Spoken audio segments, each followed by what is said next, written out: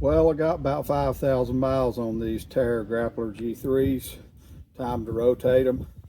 I got 2 jacks. If you had 3 jacks, it'd be better. I just jack up the rear with the axle. I just jack the whole rear up.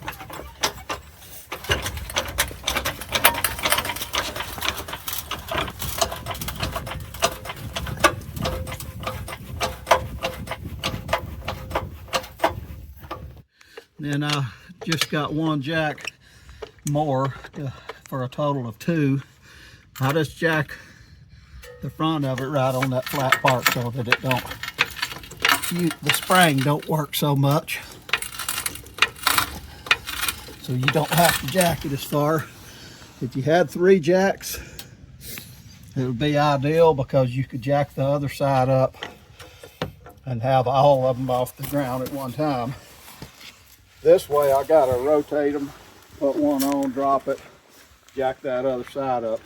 Now the way I do mine, I take the rear tars and swing them around to the front opposites. But I just take the front tars and go straight back to their same side. That way every one of them gets every position eventually on the vehicle after several rotations. If you just do an X pattern, then they're always just like here and over on the other side, and never the forward position on this side and that over there. So that's the way I do it. I flip the rear ones to the other side.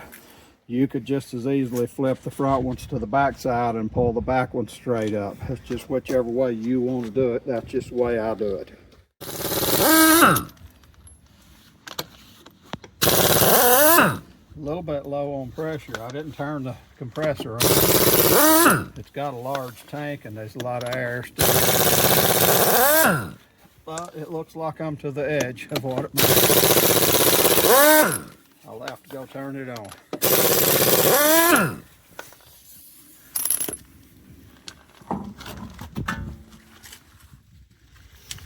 Been pleased with these so far. We had that little bit of snow. We've had dust and snow a time or two. We've had a good little bit of ice. Had that big storm hit down south, and I worked down in Georgia, so I was down in there where more of that was. I run on ice, packed snow, icy conditions, and I have to say so far I'm pleased with the performance in the wintertime of the Terra Grappler G3.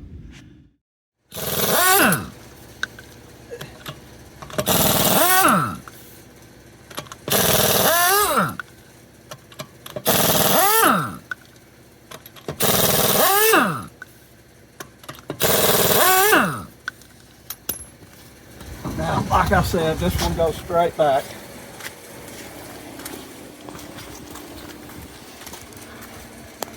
Brakes look decent on it, so I'm not worried about that, but I always just inspect everything a little bit. Have a look at something here. See the amount of weight they took to balance that one. That wasn't too bad, I didn't think. We'll look at the other ones too, but see, they put one up here. See, that would counteract this down here to some degree. And anyway, I don't know that the people that put these on knew exactly what they were doing. I don't have confidence in them, as I said in some of the comments and different stuff.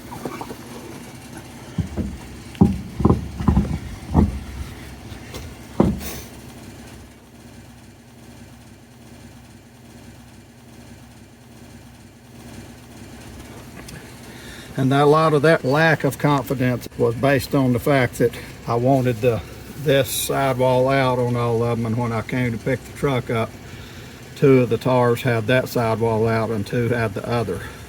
So that really don't show much of a attention to detail or pride in workmanship if you do something like that. Now, a tip that I'll give,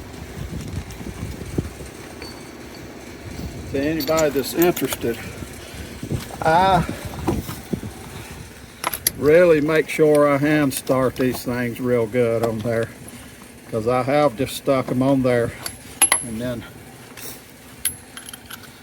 screwed them in there real hard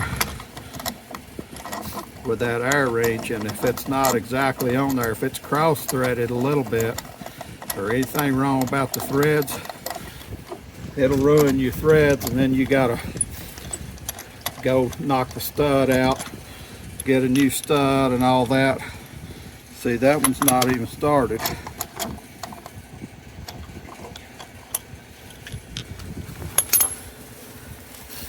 Don't have to do that with my fingers.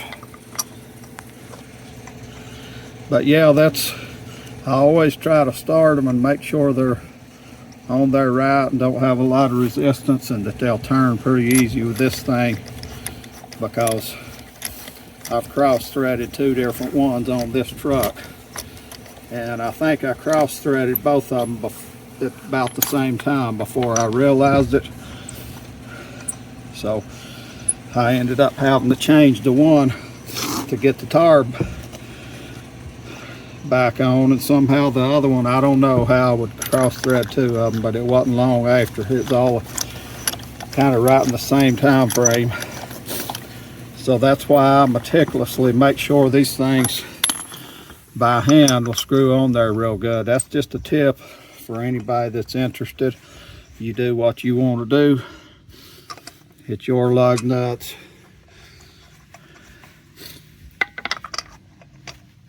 And your lug posts. But for me, it ruined the whole thing. One of them broke off. It wouldn't even come off when I come to take it off, and the other one just wouldn't go on right and was all messed up when I went to put it back on. So that's why you see me taking so much time, because right now today I don't have time to be fooling with that. I got stuff to do. I got to leave here in the morning for work.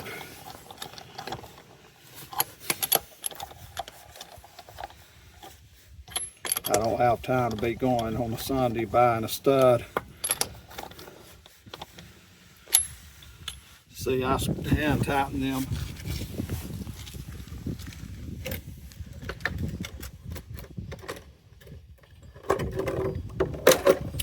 I'm not saying I never use the thing to tighten them on down a little bit. I do that, but sometimes I just do what I'm doing here. I'll just tighten it down with a torque wrench and not even use the air wrench to put them back on. But a lot of times I do, but I just make sure they're on there real good and straight before I even do it.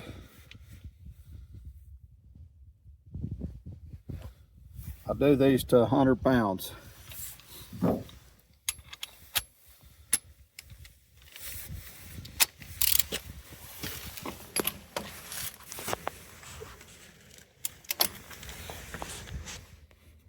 Yeah, we'll just stop to pull the emergency brake real quick. That'll hold this so I can torque it. I go crossways. It got 6 lugs on this one. I go completely crossways on it.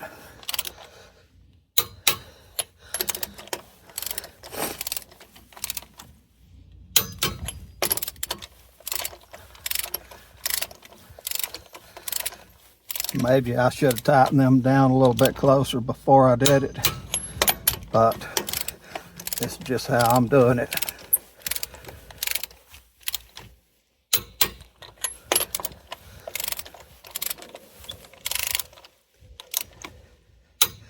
Then after I get them all, I go all the way around. Just double checking them.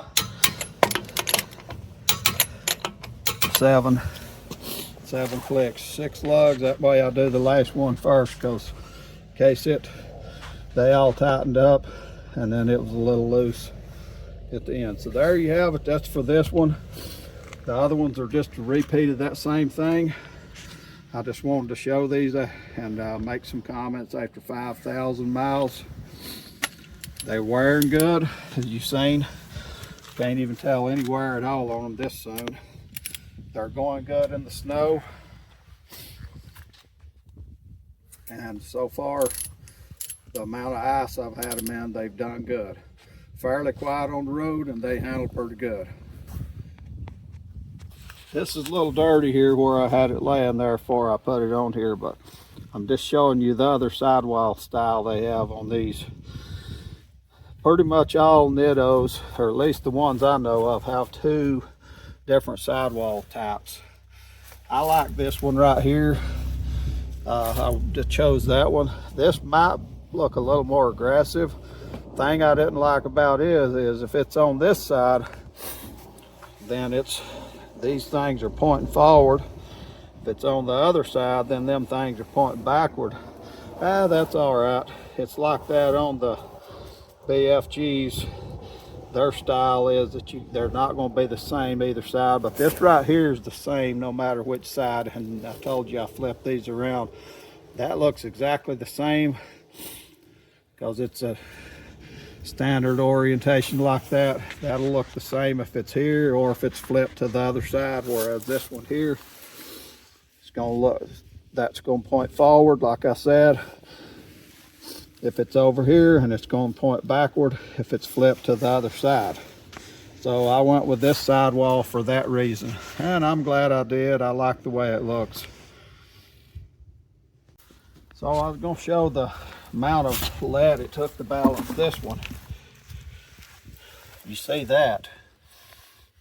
That's the biggest gum I've ever seen in my life. And then over here, there's even lead right there where they put it on there. Well, the funny thing about that is, from what I understand, that circle that's still on there, I'm showing it, that's where the valve stem's supposed to be. From what I understand, that's what everybody says, and the technician even told me that the reason he had the two on there wrong was because that symbol was on that side, and that he had been taught to put that at the valve stem, and so he had just put that side where he could see the valve stem. And then I pointed out, I was like, well, that one's not anywhere near there. And he said, well, they move around on the wheel whenever you putting them on there. But my understanding from all I know is that once you get the bead on there before you put the air in, that's when you spin the tar, and you get this circle around by that, right here by that valve stem. That's my understanding.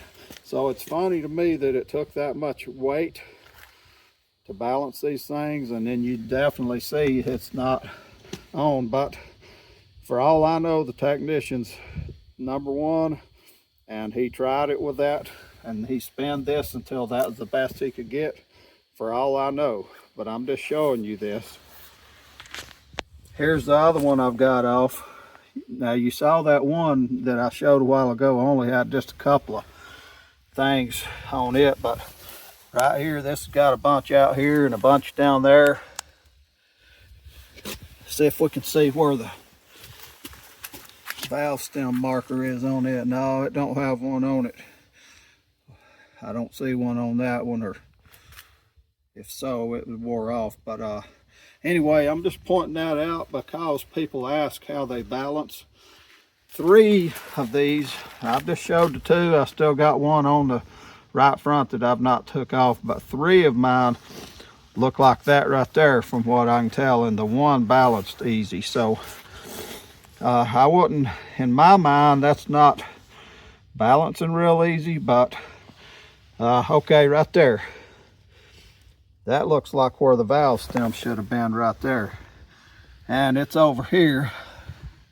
So that's not as far off. At least it's kind of on the same end of the tar. So you can take all that for what it's worth on how easy these Terra Grapplers balance. But I'd seen other videos when I was looking at them that said how easy they balance and it took hardly no weight and stuff. Well, it wasn't for these. But that being said, once they're balanced, they've been doing fine. So it's not really a huge complaint, but I'm just putting that out there because I was asked about how easy they balance.